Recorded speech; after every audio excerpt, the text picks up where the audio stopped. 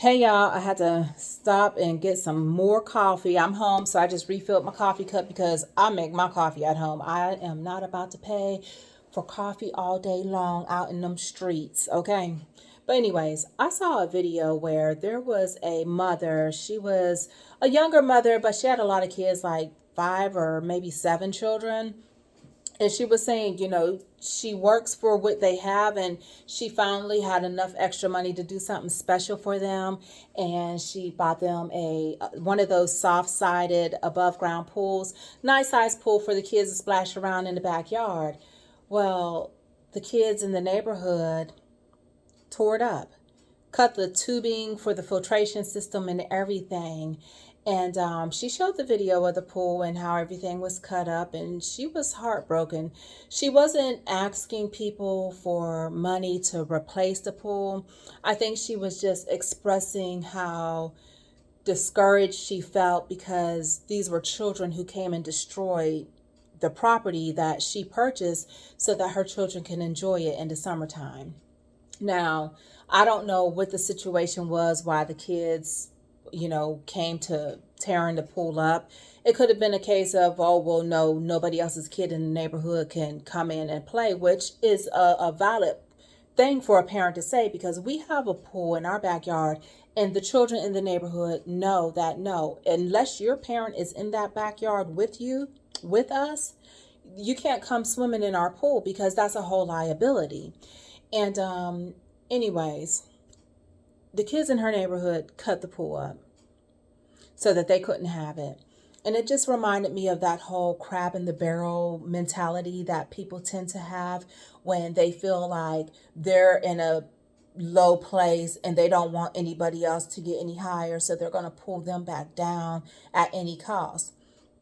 And now I see this mostly like from a career perspective when people are trying to climb that career ladder, people trying to pull you back down. But I could see this, just in any social setting. And in this case, it's children who see, oh, they have a pool. They think they're better than me. Let's tear it up so that they don't have it anymore. I could see that.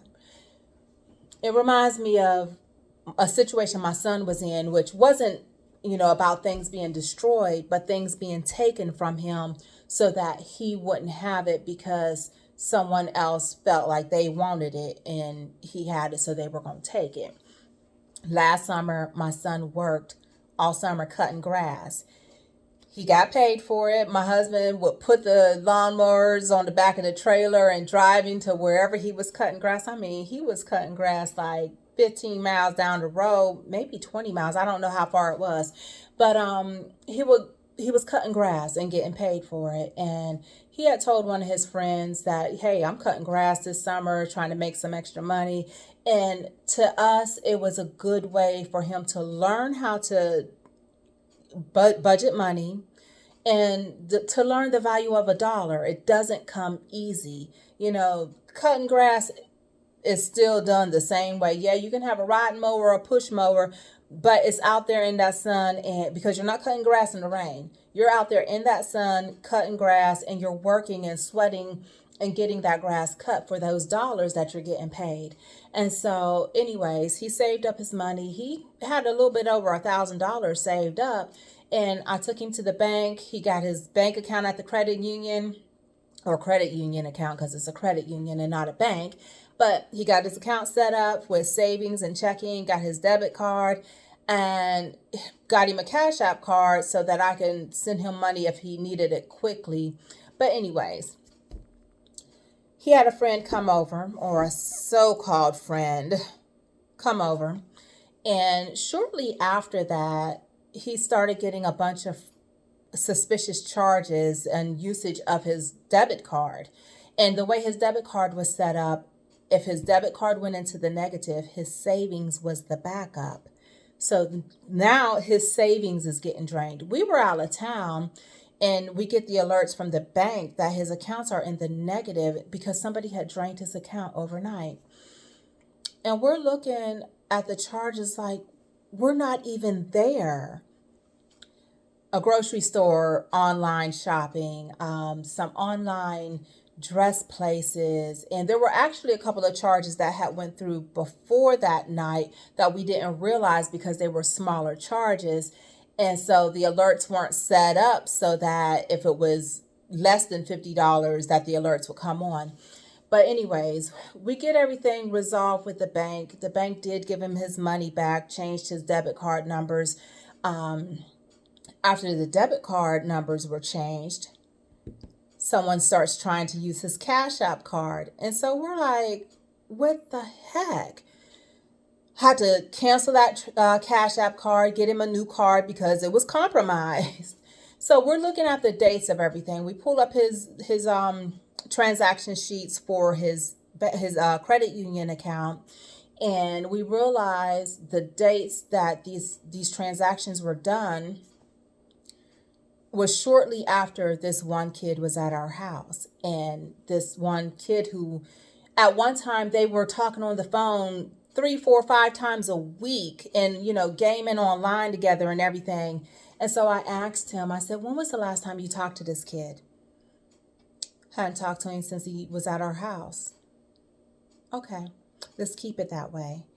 And I can't prove that this is what happened, but I suspect that this kid either took a picture of, because all the kids have phones with cameras on them, but he either took a picture of the front and back of his credit card, debit cards, and Cash App cards, or wrote the numbers down. I think he probably took pictures of them and decided to use them, because it was less than a coincidence that these cards get used. And the things that they were being used on, they were being used on video games. Okay? Video games. And at the local grocery store, which my thing is, if some kid is doing online grocery shopping, what parent doesn't know that your kid is bringing stuff in? Now, I don't have definitive proof that this is what happened, but that's the only reason I have not confronted the parent about it, because it's like, I can't really prove that your kid is the one who did this, but all arrows point to him. So the rule now is we're not having friends over. We have not new friends anyhow. We have a group of people that I know their parents well. I know just because of their background, they're not about that stealing stuff and things like that. Even though kids do change, you can't say what your kid will or will not do, but it's less of a chance, and it hadn't happened after all that time. These are kids that my son has grown up with. They're in the neighborhood. But that whole, you have it, so I'm going to take it, it's disgusting. So anyways, I don't know where I was going to ramble on, from that about, because I did kind of go off on a tangent in my mind, and I was just like, yeah, we're not going to go all the way down that road. But parents have to know what their kids are doing. Parents have to keep an understanding and a conversation going with their kids to know who their kids are. You can't tell me that you're raising a child to have values and manners and to be respectful, and your kid is going out cutting up somebody else's property. Your kid is going out stealing people's money, or doing debit card fraud or whatnot. You can't tell me that you're raising your children to be respectful and they don't at least question whether or not, or have second thoughts about, should I really do this? I don't know.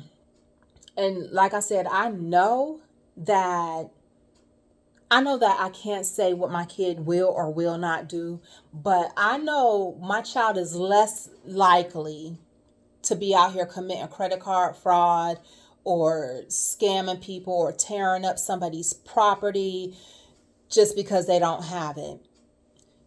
He has asked for things that, hey, you're going to have to wait until we see those grades come in, or you're going to have to cut some grass, because everything's not going to be handed to you. And I don't know. Y'all tell me what y'all think about the whole idea of children being so hateful and jealous that they will take and destroy or just take from somebody else because they don't have it and they don't want that other person to have it, or they feel like, oh, well, you have it, you could get it again, and I'll just go ahead and take what you have. Because that is how I see both of these scenarios. I just really just wanted to talk about it real quick without going too far into it. I feel like a lot of this is the parents' responsibility. I do think that if parents start getting charged for their children's actions, we will have less delinquent children out here. I really do believe that. Hold me to the fire for the way my son acts until he turns 18. Hold me to the fire. Because at the end of the day, I know every place my child is stepping foot in. He is not roaming the streets. He's not online without me knowing what you're doing and talking about most of the time. And I say most of the time because there is that window where I probably don't know what all he's saying online or doing. But I go back in histories. I'm checking phones and all of that. And a lot of parents don't. A lot of parents want to be a friend to their kid. And while I am going to be a good parent, I am going to be a good parent to my child. My husband is not going to be a friend before being a parent. And I think that's a problem with a lot of these kids. You know, I'm in the Atlanta metro area. You have these kids who are out till 1, 2, 3 in the morning. Why are 14, 15-year-olds out at that hour? You have to be a parent. I hate to think that, there are so many kids out here that end up getting hurt or just taken away from this realm because they're in situations that had their parent kept them at home and knew that they were at home, they wouldn't be in those situations. And one thing that I tell my son on a regular basis, the streets can't have you. The streets cannot have my child. Now, what happens once he is 18, all I can say is he had a good foundation. Okay? But until he turns 18, he is my responsibility, and every action he takes is a reflection of me, and it is my fault if he goes out there and messes up. It's my fault if he's out there being destructive or being a thief or being a liar or whatever. It's our faults. So, I don't know. I just wanted to talk about it real quick. I'm not going to harp on it because, yeah, there are other things to worry about in this world. But our children, if we are not putting them on the right path and raising them correctly from day one, correcting behavior that is unacceptable from day one, this world is going to be burning up in a few years here. It's already burning up. What am I talking about? Y'all have a good day.